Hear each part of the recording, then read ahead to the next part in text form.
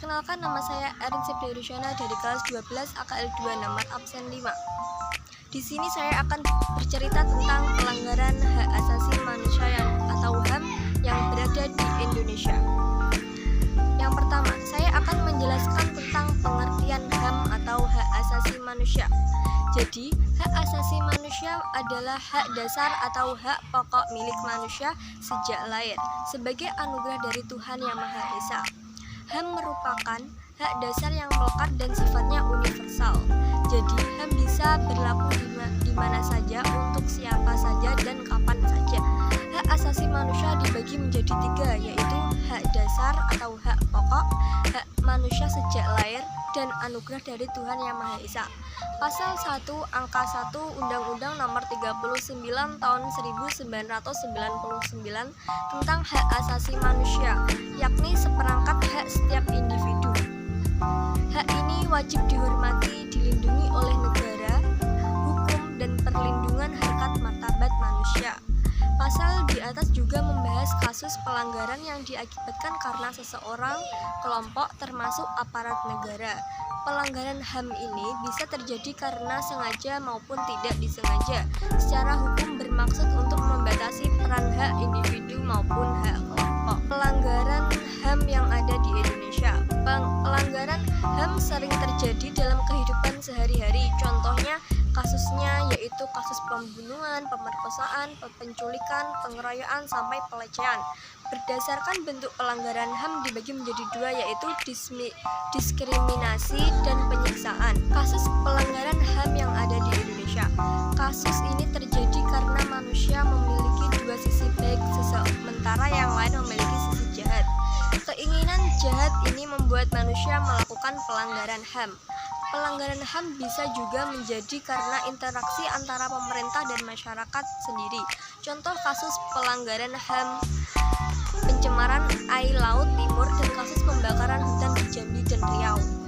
Berikut contoh-contoh kasus pelanggaran HAM yang ada di Indonesia antara lain. Yang pertama, kasus pelanggaran HAM berat kerusuhan Tanjung Priok yang terjadi pada tahun 1984. Kasus pelanggaran ini terjadi pada 12 September 1984 mengakibatkan 24 orang tewas, 36 orang luka berat, dan 19 orang luka ringan. Dalam peristiwa ini terjadi kerusakan antara aparat dan warga sekitar. Yang kedua, ada kasus penculikan aktivitas politik yang terjadi pada tahun 1998. Tahun 1998 terjadi penculikan dan hilangnya beberapa aktivitas. Menurut catatan dari Kontra, ada 23 orang terdiri dari 1 orang meninggal, 9 orang dilepaskan, sedangkan 13 orang lainnya dinyatakan hilang. Yang ketiga, ada juga kasus terbunuhnya Marsinah pada tahun 1994. Marsinah adalah aktivitas hak-hak pekerja di PT Catur Putra Surya, Porong, Jawa Timur. Dia menjadi korban pelanggaran HAM yang kini para pelaku belum ditemukan.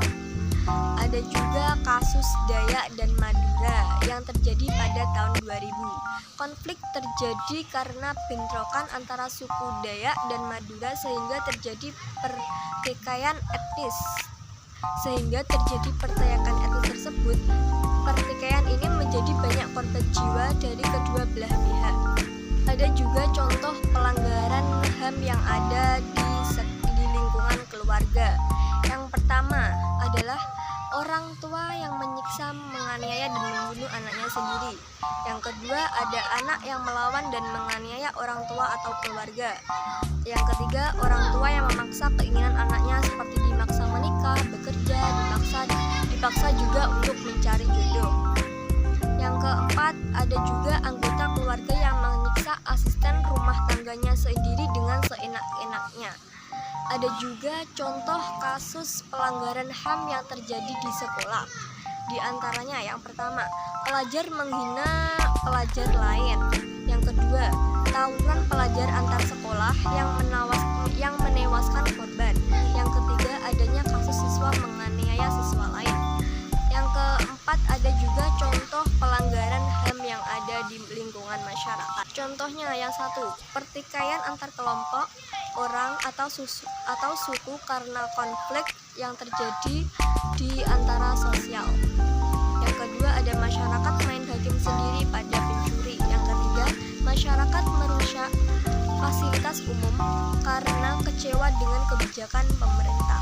Selain contoh, ada juga faktor-faktor yang menyebabkan hak asasi manusia yang ada di Indonesia, yaitu ada dua faktor. Yang pertama faktor internal dan yang kedua adalah faktor eksternal. Yang pertama, faktor internal. Faktor internal berasal dari diri pelaku pelanggaran HAM. Faktor internal ini dilatar belakangi oleh sikap egois, rendahnya kesadaran HAM dan sikap tidak toleransi. Pelanggaran HAM biasanya memiliki sikap egois yang semaunya sendiri, sehingga mengakibatkan kewajibannya.